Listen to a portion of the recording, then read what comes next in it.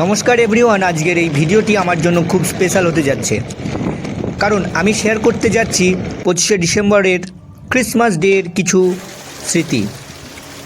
এই স্মৃতিটা আমার জীবনের পাতায় সোনালি দিন হয়ে রইবে। আমি গিয়েছিলাম তাজতাল কুটিরের 5 স্টার হোটেলের একটি ইভেন্টে, এবং সেখানে আমি ছিলাম লাইভ ক্যারিকেচারের আর্টিস্ট হিসেবে।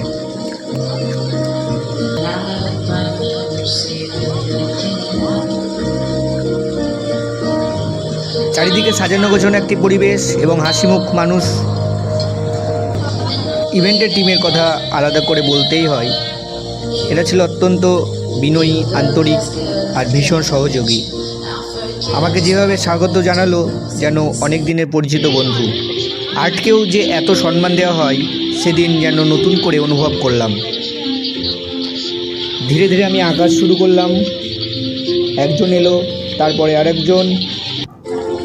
আমার আঁকার সাথে সাথে চলছিল হাসি, গল্প, মজার। সময় যে কখন উড়ে গেল টেরই পেলাম না। যখন কেউ ছবি দেখে আনন্দ হেসে উঠেছিল, তখন মনে হচ্ছিল কাজের সার্থকতা এখানেই। একটি মুখ, প্রতি চরিত্র আলাদা, কারোর চশমা, কারো স্টাইল, কারো দুষ্টু হাসি, সব মিলিয়ে দিনটা যেন আরও রঙিন হয়ে উঠেছিল। সবার সাথে কথা বলেছি, গল্প করেছি, হাসাহাসি করেছি। এভাবেই সবাই আমাকে অ্যাপ্রিসিয়েট করেছিল। মনটা ভরে যাচ্ছিল কৃতজ্ঞতায়।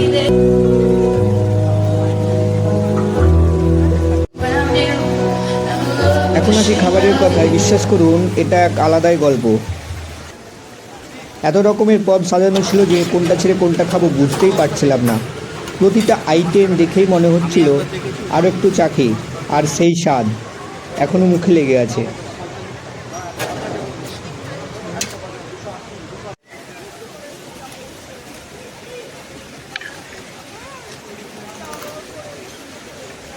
লাঞ্চের পর আবার শুরু করে দিলাম কিছু ক্যারিকেচার।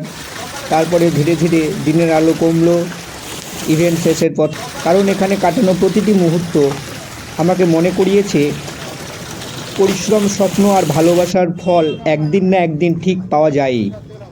ধন্যবাদ তাজতাল কুটির এবং তার পুরো টিমকে এত সুন্দর অভিজ্ঞতার সম্মান আর স্মৃতি দেওয়ার জন্য।